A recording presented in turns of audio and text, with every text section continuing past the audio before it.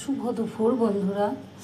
আচ্ছা, আমি আজকে এই মাছটা রান্না করব। এই মাছটা আমাকে দোকান থেকে বলেছে ভোলা মাছ, কিন্তু আমার সন্দেহ হচ্ছে কলকাতায় যে মাছটা আমরা খাই সেটা কিন্তু ভোলা মাছটা এরকম হয় না। দেখি তোমরা একটু বলো তো এটা কী মাছ।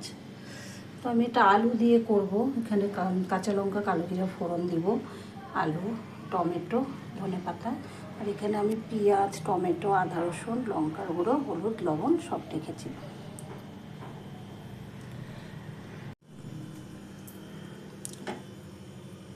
মাছ আর আলু আমি এখানে ভেজে রেখেছি।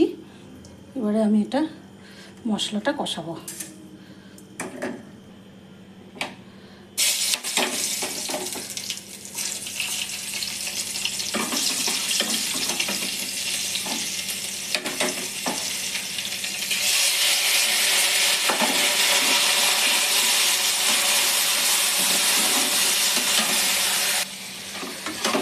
মশলাটা আমার কষানো হয়ে গেছে। এবার আমি মাছ আর আলুটা দেবো। কিন্তু এটা ভোলা মাছ না। আমি একটা মেয়েকে দিলাম খেতে, তো বললো এটা পাথর নেই, ভোলা মাছে তো পাথর থাকে, এটা মানে কোনো সামুদ্রিক মাছ। কিছু টমেটো দেবো।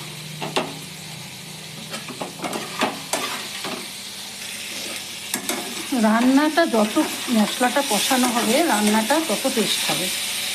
এবারে কষানো হয়ে গেছে, জল দিয়ে দেবো। এটা কিন্তু বেশি ঝোল হবে না, একটু মাখা মাখা হবে, একটু ফুটবে। তারপরে ধনেপাতা কাঁচা লঙ্কা দিয়ে এটাকে আমি নামিয়ে দেবো।